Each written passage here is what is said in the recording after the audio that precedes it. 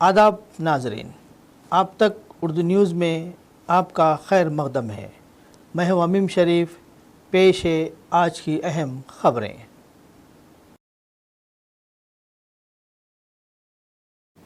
Congress legal cell chairman Mangesh ने कहा कि सर्वे नंबर 72/3 में आदिलाबाद के रुकन असम्बली पायल शंकर की मुबैना सरकारी अराजी पर कब्ज़े के मामले में बीजेपी रहनुमा नागेश के बयानात आवाम को गुमराह करने वाले हैं। इन्होंने पार्टी कायदीन के हमरा कंदी श्रीनिवास रेड्डी कैंप ऑफिस में मीडिया से खिताब करते हुए कहा कि ज़िला कलेक्टर के अहकामात के मुताबिक ये सरकारी ज़मीन है और इसकी ख़रीद व फ़रोख्त मुमकिन नहीं।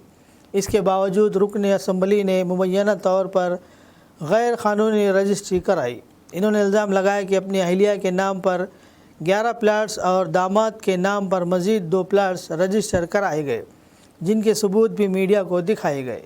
इन्होंने कहा कि इस मामले पर जल्द ही ज़िला कलेक्टर और ज़िला एसपी से दोबारा शिकायत की जाएगी। मंगेश ने सवाल किया कि रुकन असम्बली के ख़िलाफ़ हर इल्ज़ाम पर फौरी प्रेस कॉन्फ्रेंस करने वाले नागेश को ये हक़ाइक़ क्यों नज़र नहीं आते।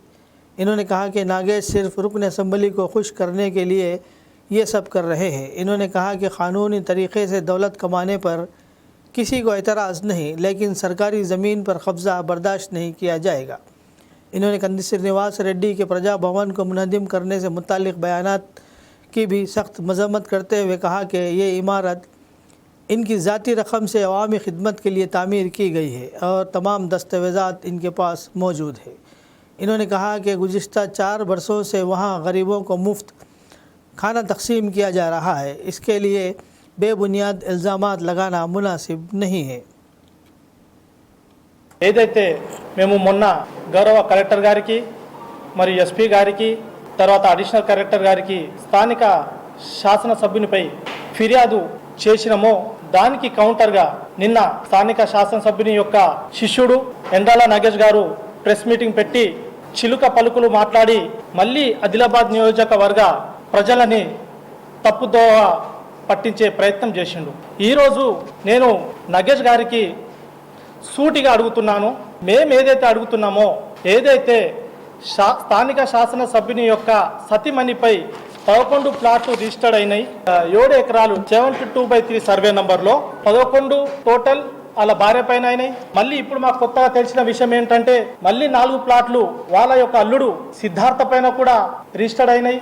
మళ్ళీ వాళ్ళ ఇంట్లో ఉన్న వర్కర్స్ 2 పై కూడా 2 ప్లాట్లు రిజిస్ట్రేషన్ జరిగింది। ఇది పూర్తిగా ఏదైతే 7 నుంచి 8 ఎకరాల భూమి ఉందో అది పూర్తిగా ప్రభుత్వ భూమి, అది అసైన్ ల్యాండ్। మేము ఈ క్వశ్చన్కు మేము నాగేష్ గారికి అడుగుతున్నాము, మీరు ఒక న్యాయవాది, ఒక 15-20 సంవత్సరాల నుంచి ప్రాక్టీస్ చేస్తున్నారు, కేవలం మీ శాసనసభ్యుని యొక్క మెప్పు పొందడానికి మీరు ఆ ప్రభుత్వ భూమిని కబ్జా చేసుకుని రిజిస్ట్రేషన్ చేసినా కానీ మీరు ప్రెస్ మీటింగ్ పెట్టి కాదు అది ప్రభుత్వ భూమి కాదు, మా నాయకుడు బీసీ నాయకుడు, మా బీసీ నాయకుడు సంపాదించుకోవద్దా లేదంటే మా నాయకుడు అభివృద్ధి చెందొద్దా అని మీరు అంటున్నారు। మేము కాంగ్రెస్ పార్టీ తరఫున బీసీ నాయకుడు అభివృద్ధి చెందాలని కోరుకుంటాం ఎవరైనా కానీ న్యాయంగా కష్టపడి బిజినెస్ చేసి సంపాదించండి కాదంటలేము। కానీ ప్రభుత్వ భూమి కోట్ల భూమి, ఆ కోట్ల భూమిని మీరు అక్రమంగా రిజిస్ట్రేషన్ చేసుకొని కబ్జాలు చేసుకొని మీరు సంపాదిస్తున్నారు।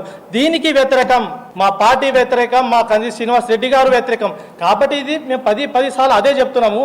నాగేష్ గారు కేవలం ప్రెస్ మీటింగ్ పెట్టేసి ఏదైతే సబ్జెక్ట్ మాట్లాడాలో ఆ సబ్జెక్ట్ చెప్పకుండా మా ప్రజాభవన్ ని కూల్చేస్తామంటున్నారు। ప్రజాభవన్ ఎవరిదండి? ప్రజాభవన్ అనేది ఆదిలాబాద్ నియోజకవర్గ ఇన్ఛార్జ్ కంది శ్రీనివాస్ రెడ్డి సొంత డబ్బులతో కష్టపడి ఇక్కడ కట్టుకున్నాడు లీగల్లీగా। మీరు ఏదైతే మీ పార్టీ ఆఫీస్ ఉందో ఆ పార్టీ ఆఫీస్ అసైన్ ల్యాండ్, దానికి ఎప్పుడైనా కానీ ఎప్పుడైతే మీరు దానికి ఇనాగ్రేషన్ చేసారో ఎవరైనా ఒక్క నాయకుడైనా రాష్ట్ర పార్టీ నుంచి ఎవరైనా వచ్చి అక్కడ ఇనాగ్రేషన్కి వచ్చారా? ఎందుకు రాలేదండి? వాళ్ళకి తెలుసు అది అసైన్ ల్యాండ్ అని। కాబట్టి మీరు ఇవన్నీ చెప్పకుండా ప్రజలను తప్పుదోవ పట్టిస్తూ ఇంకా ఎన్ని నెలలు మీ కాలాన్ని గడుపుతారు? ఈరోజు పూర్తిగా ఏవైతే ల్యాండ్ ఉందో దాన్ని ఇది ప్రభుత్వ భూమి కాదు, మా నాయకుడు సంపాదించొద్దా, మా నాయకుడు కబ్జాలు చేసుకో అంటే రిజిస్ట్రేషన్ చేసుకోవద్దా అంటున్నావు। ఇది నగేష్, ఇది మీ విజ్ఞతకే వదిలేస్తున్నాను। మరియు అలాగే ఏదైతే వాళ్ళు ల్యాండ్ రిజిస్ట్రేషన్ చేసుకున్నారో కలెక్టర్ గారు ఒక కాపీ ఇచ్చారు 10/6/2024 ఏమని చెప్పారో ఆ ఆర్డర్లో, అది 72/3 సర్వే నంబర్ ఏదైతే ఉందో అది ప్రభుత్వ భూమి 8 ఎకరాలు, దాంట్లో ఎటువంటి ఎన్ఓసీలు ఇవ్వద్దు. ఒకవేళ ఏవైతే ఎన్ఓసీలు జారీ అయినాయో ఆడియో ద్వారా అవన్నీ ఇప్పుడు మేము దాన్ని క్యాన్సిల్ చేస్తున్నాము, ఇంకా ముందు కూడా ఎటువంటివి ఎన్ఓసీలు ఇవ్వము అని క్లియర్ కట్గా కలెక్టర్ గారు ఆర్డర్ ఇచ్చారు. మరి ఈ విషయం మీకు తెలియదా నాగేష్ అన్న గారు?